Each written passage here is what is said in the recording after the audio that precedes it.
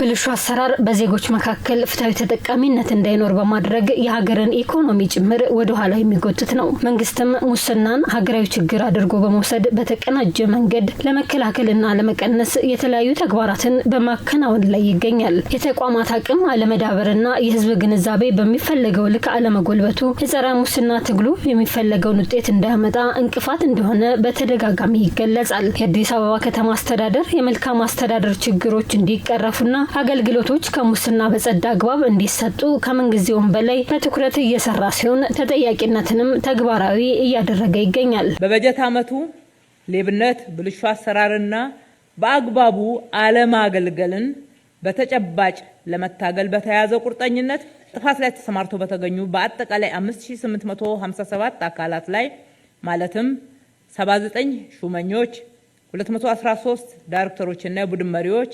5430 ባለሙያዎችና 135 ተገልጋዮች እንደየጥፋታቸው ክብደት ከማስጠንቀቂያ እስከ ከስራ ስንብት እንዲሁም በሕግ ተጠያቂ በማድረግ የእርምት እርምጃዎችን ወስደናል። ከኤኤምኤን ጋር ቆይታ ያደረጉት በምክትል ከንቲባ ማዕረግ የአዲስ አበባ ፋይናንስ ቢሮ ኃላፊ አቶ አብዱል ቃድር ሬድዋን ሙስናና ብልሹ አሰራር በጊዜ እንዲገታ ለማድረግና በሀገር ኢኮኖሚ ላይ የሚያደርሰውን ከፍተኛ ተጽዕኖ ለመከላከል ተጠያቂነትን መሬት ላይ እንዲወርድ የማድረግ ስራ በሰፊው እየተሰራ እንደሚገኝ ገልጸዋል። እንደ ከተማ ካየነው ኮረፕሽንን ለመቆጣጠር የሚያስችሉ ጠንካራ ስራዎች እየተሰሩ ነው።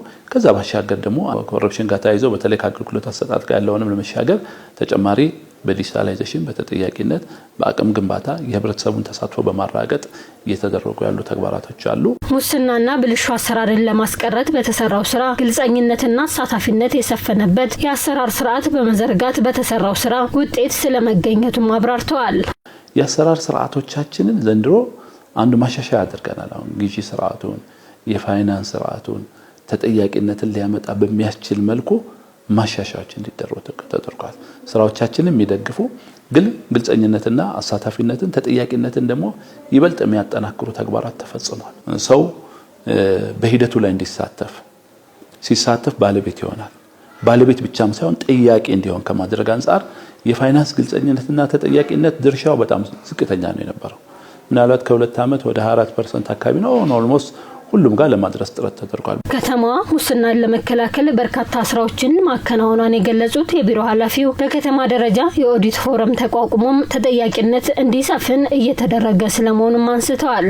የውስጥ ኦዲት ትኩረት ተሰጥቶት ነው እየተሰራ ያለው። እንግዲህ የውስጥ ኦዲት ድሮ ኦዲት ፋይንዲንግ ካገኘ በኋላ ሼልፍ ላይ ሊቀመጥ ካልሆነ በስተቀር የትኛውም ተቋም እርምጃ የሚወስድበት አግባብ አልነበረም። የኦዲት ፎረም በከተማ ደረጃ ምክር ቤቱ የሚመራው እንዲቋቋም ተደርጓል። የኦዲት ግኝቶች ምንድነው የተደረጉት የሚለውን ተጠያቂነት ባለው በየጊዜው ኢቫሉዌት ያደርጋሉ።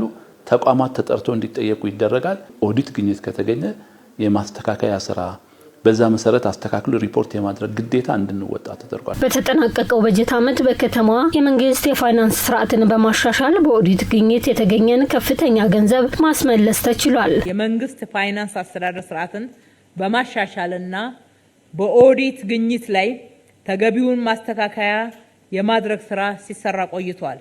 ይህንን ስራ ክብርት አፈጉባኤና ክብርት የከተማችን ምክትል ከንቲባ የሚመሩት ከፍተኛ ትኩረት የተሰጠ ፎረም ሲሆን በገንዘብ መጠን ወደ 200 ሚሊዮን ብር የሚደርስ የፋይናንስ ተጠያቂነትን በማስፈን ገንዘቡን ማስመለስ ተችሏል። መንግስት ሙስናና ብልሹ አሰራርን ለመከላከል እያደረገ ባለው ዘመቻ በርካታ ሙሰኞች ተጠያቂ እየተደረጉም ይገኛሉ።